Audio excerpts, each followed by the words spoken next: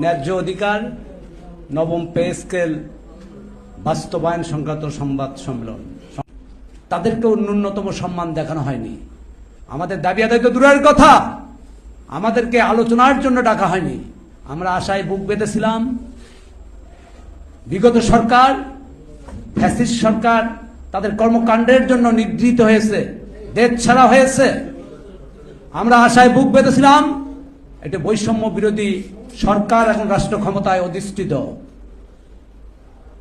বর্তমান সরকারের প্রধান, আমাদের প্রধান উপদেষ্টা ডক্টর মোহাম্মদ ইউনূস মহোদয় শান্তিতে নোবেল বিজয়ী। তার শুরুর দিকের কর্মকাণ্ডে আমরা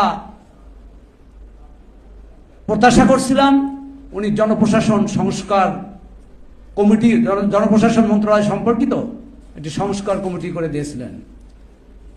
আমি অন্য সংস্কার কমিটির কথা বলবো না। আমরা যেহেতু প্রজাতন্ত্রের কর্মচারী, আমাদের প্রত্যাশা পূরণে প্রথম অংশবিশেষ যে সংস্কার কমিটি করে দিয়েছিলেন, আমাদের আশা ছিল আমরা প্রজাতন্ত্রের কর্মচারীদের দীর্ঘদিনের প্রত্যাশা নবম পে স্কেল বৈষম্য মুক্ত যেভাবে আমরা চাচ্ছি সেভাবে পেয়ে যাব। আমরা কি দেখলাম? জনপ্রশাসন সংস্কার কমিটি শুধু আমাদের আমলাদের যে অংশটুকু সংস্কার দরকার সেইটুকু সংস্কার করলেন। বাড়ি থেকে যারা রিটায়ারমেন্টে গেছেন, অবসরে গিয়েছেন, তাদেরকে ডেকে এনে ভূতাপেক্ষভাবে পদোন্নতি দেয়া হলো। তাদেরকে আর্থিকভাবে রাষ্ট্রীয় কোষাগারের ৭৫ কোটি টাকা তাদের ভাতার জন্য, প্রাপ্তির জন্য বরাদ্দ দেয়া হলো। আমরা যারা খেটে খাওয়া ছোট কর্মচারী, 11 থেকে 20 গ্রেডের কর্মচারী, আমরা আশাহত হলাম। আমরা বিভিন্নভাবে প্রধান উপদেষ্টা মহোদয়, অর্থ উপদেষ্টা মহোদয় সহ জনপ্রশাসন মন্ত্রণালয় আমরা আমাদের বিষয়গুলো লিখিতভাবে বিভিন্ন কর্মসূচির মাধ্যমে জানানোর চেষ্টা করলাম। কিন্তু দুঃখের বিষয়, আমরা প্রজাতন্ত্রের কর্মচারী, আমাদের কথা আমলে নিলেন না, শুধু নিলেন আমলাদের কথা আমলে। সম্মানিত নেতৃবৃন্দ, আমরা সর্বশেষ 5 ডিসেম্বর 2025-এ কেন্দ্রীয় শহীদ মিনারে মহাসমাবেশ করলাম। সেখান থেকে আমরা সরকারকে একটা সময় বেঁধে দিলাম যে আগামী 15ই ডিসেম্বরের মধ্যে পে স্কেলের গেজেট প্রকাশ করতে হবে। না হলে আমরা প্রজাতন্ত্রের কর্মচারী আমাদের পেটের ক্ষুধা নিবারণের জন্য, আমাদের পরিবারের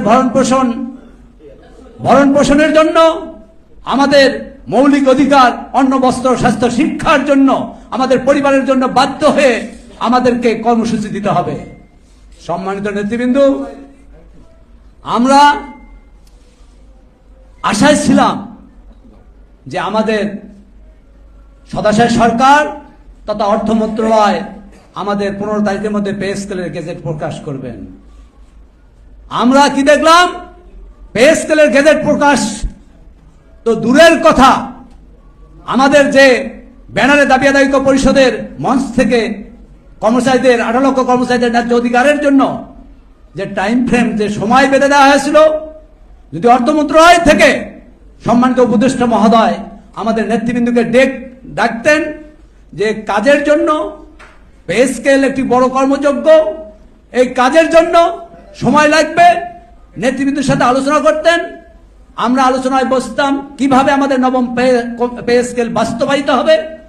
আমাদের প্রজাতন্ত্রের কর্মচারীরা ওই ধরনের একটা অনুষ্ঠান পেলে, মত বিনিময় সভা পেলে আমরা নীরব নিস্তব্ধ থাকতাম। আমরা প্রজাতন্ত্রের কর্মচারী, কোনোভাবে আমাদের বেতনের টাকা দিয়ে 10 থেকে 15 দিন চলে না। আমরা অর্থ উপদেষ্টা মহোদয়কে আমরা 15 তারিখের পরে 17 তারিখে সংবাদ সম্মেলনের মাধ্যমে আমাদের কর্মসূচি ঘোষণা করার কথা। আমরা আমাদের এই দেশের প্রেক্ষাপট, দেশের বর্তমান অবস্থা বিবেচনায় এবং আমরা প্রজাতন্ত্রের কর্মচারী, আমরা কর্মচারী বিধিমালার মধ্যে আবদ্ধ বিধায় আমরা অর্থ উপদেষ্টা মহোদয়কে সাক্ষাৎ চেয়ে একটি আবেদন করলাম আমাদের দাবি আদায় পরিষদের প্যাডে। আমরা সেদিক থেকে আজ অবধি কোনো সাড়া পেলাম না। আমরা মাননীয় প্রধান উপদেষ্টা মহোদয়ের এখানে সাক্ষাৎ চেয়ে আবেদন দিয়েছি, স্মারকলিপি দিয়েছি, সেদিক থেকেও কোনো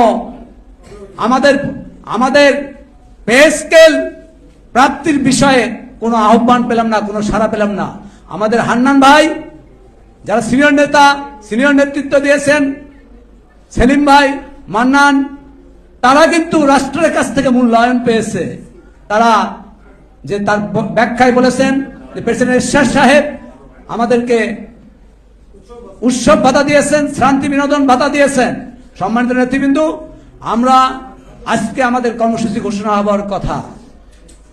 আমরা এই অনাকাঙ্ক্ষিত ঘটনার জন্য আমরা প্রত্যাশিত ছিলাম না। আমরা আজকে সংবাদ সম্মেলনের মাধ্যমে কর্মসূচি দিব, যেহেতু আমাদের কোনো আবেদন বিবেদন, আমাদের কোনো কথাই রাষ্ট্র আমলে নিচ্ছে না।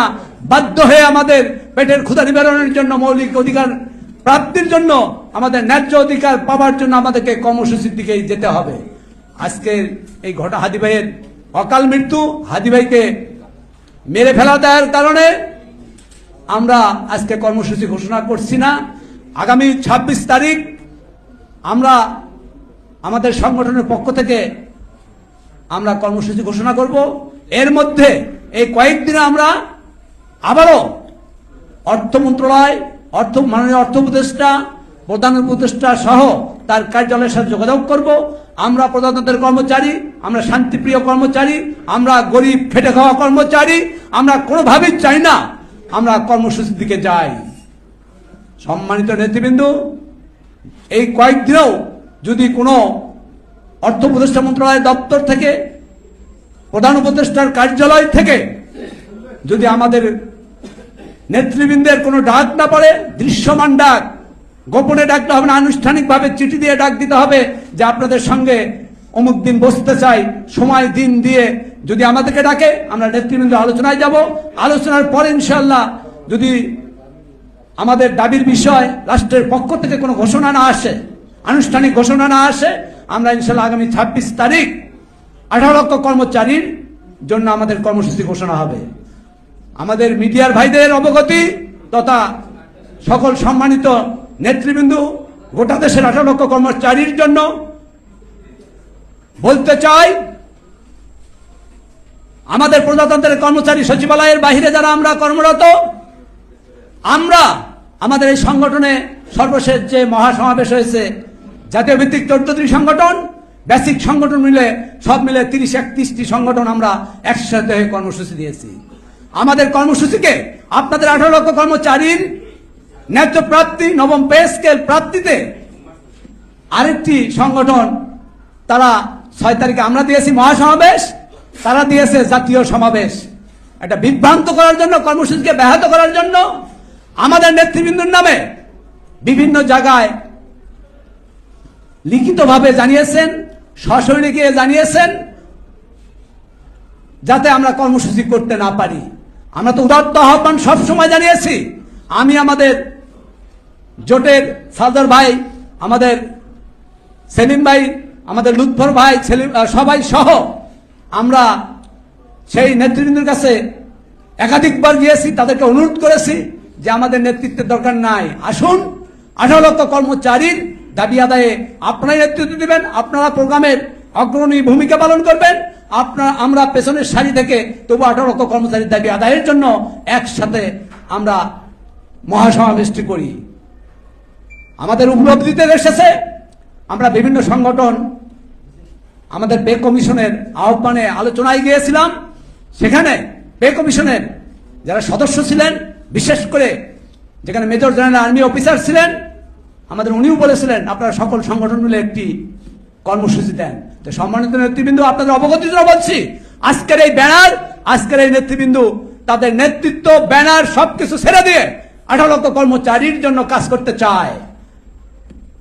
আপনারা যারা সম্মানিত নেতৃবৃন্দ আছেন, সম্মানিত কর্মচারী আছেন, আপনাদের জায়গা থেকেও আমাদের সম্মানিত সেই নেতৃবৃন্দকে সবিনয় অনুরোধ করবেন, এখনো সময় আছে। বিশেষ করে আমি স্পষ্টভাবে বলে দেই, আমাদের ঢাকা মেডিকেলের আজিম ভাইদের যে সমন্বয় আছে, তারা ডাকলে আমরা যাব, না হলে কোনোভাবে যদি আপনারা কোনো যোগাযোগ করতে পারেন তাদের সাথে বসে আমরা যেন আগামী 26 তারিখের যে কর্মসূচি ঘোষণা হবে, প্রজাতন্ত্রের সকল কর্মচারী, সচিবালয়ের বাইরের সকল কর্মচারীর নেতৃবৃন্দ, সকল সংগঠন, সকল ব্যানার একসাথে মিলে আমাদের 18 লক্ষ কর্মচারীর প্রাণের দাবি মৌলিক অধিকার ন্যায্য প্রাপ্তির জন্য 26 তারিখে এক হয়ে কর্মসূচি দিতে পারি, এই প্রত্যয় ব্যক্ত করছি। সম্মানিত নেতৃবৃন্দ, পরিশেষে আপনারা এই দেশের এই অবস্থার মধ্যে, প্রতিকূল অবস্থার মধ্যে আপনারা কষ্ট করে ঝুঁকি নিয়ে আমাদের সংবাদ সম্মেলনে উপস্থিত হয়েছেন, তাদের প্রতি কৃতজ্ঞতা জ্ঞাপন করছি। বিশেষ করে আমি সবিনয় অনুরোধ রাখবো আমাদের প্রিন্ট মিডিয়া, ইলেকট্রনিক মিডিয়ার এবং গোয়েন্দা সংস্থার সম্মানিত কর্মকর্তাবৃন্দ যারা আছেন, আপনারা দয়া করে, আপনারা এই দেশের নাগরিক, তারপরে আপনারা যে যে দপ্তরে কাজ করেন, যে যে সংগঠনে কাজ করেন, সেই সংগঠনের কর্মকর্তা সবিনয়ে এই 11 থেকে 20 গ্রেডের কর্মচারীদের প্রাণের দাবির কথাটুকু আপনারা আমাদের রাষ্ট্রপ্রধান তথা অর্থ উপদেষ্টা সহ উপদেষ্টা মন্ডলীর কাছে প্রচারণার মাধ্যমে জানিয়ে দিবেন, দাবি আদায়ে সহায়ক ভূমিকা পালন করবেন, এই প্রত্যয় ব্যক্ত করে। জি বলেন প্লিজ।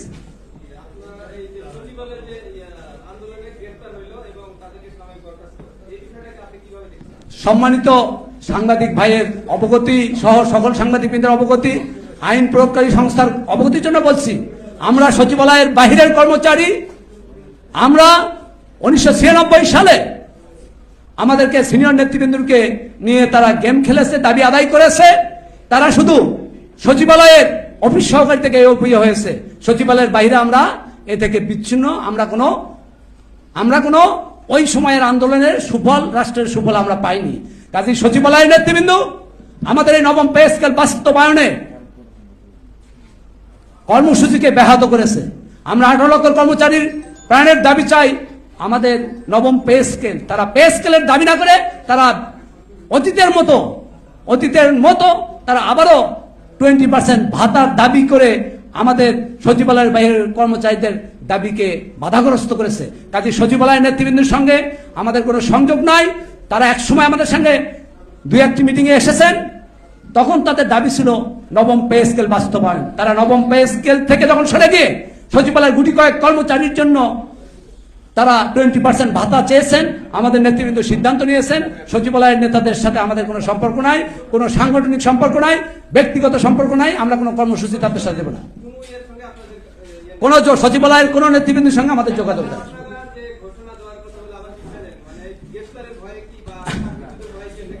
সম্মানিত,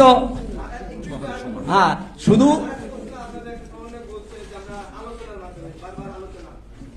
আপনার ভাইয়ের অবগতির জন্য বলছি, গোটা রাষ্ট্র কর্তৃক ঘোষিত আজকে হাদি ভাইয়ের অকাল মৃত্যুর জন্য শোক দিবস, রাষ্ট্রীয় শোক দিবস। আমরা এই শোক দিবসে আমরা কর্মসূচি ঘোষণা করতে পারি না। আগামী 26 তারিখ ইনশাআল্লাহ আমরা কর্মসূচি ঘোষণা দেব। আমাদের গ্রেপ্তারের কোনো ভয় নেই। আমাদের অন্যান্য যে হয়রানি, সেগুলো আমরা বিগত দিনে আমরা হয়রানি হয়ে যাচ্ছি, বর্তমানে হচ্ছি। আমরা কোনো সকল ভয়ভীতির ঊর্ধ্বে থেকে 18 লক্ষ কর্মচারীর জন্য জেল, জুলুম, হুলিয়া, চাকরিচ্যুত সহ বিভাগীয় মামলা, কোনো কিছুর ভয়ে ভীতির ঊর্ধ্বে থেকে আমরা 18 লক্ষ কর্মচারীর দাবির জন্য আমরা আমাদের আন্দোলন কর্মসূচি ইনশাল্লাহ চলবে। আগামী 26 তারিখে আমাদের কর্মসূচি ঘোষণা হবে, যেখানে রাষ্ট্রীয় শোক চলছে, রাষ্ট্রীয় শোক দিবস ঘোষিত। এই মুহূর্তে আমরা কোনো কর্মসূচি দেয়া আমাদের সংগঠনের পক্ষ থেকে, আমরা এই দেশের নাগরিক, আমরা এই দেশের মানুষ, আমরা সেই কারণেই আজকের রাষ্ট্রীয় শোককে সম্মান দেখিয়ে আগামী 26 তারিখে কর্মসূচি ঘোষণার প্রত্যয় ব্যক্ত করে আজকের সবার সমাপ্তি ঘোষণা করছি। সবাইকে ধন্যবাদ। আসসালামু আলাইকুম রহমতুল্লাহ।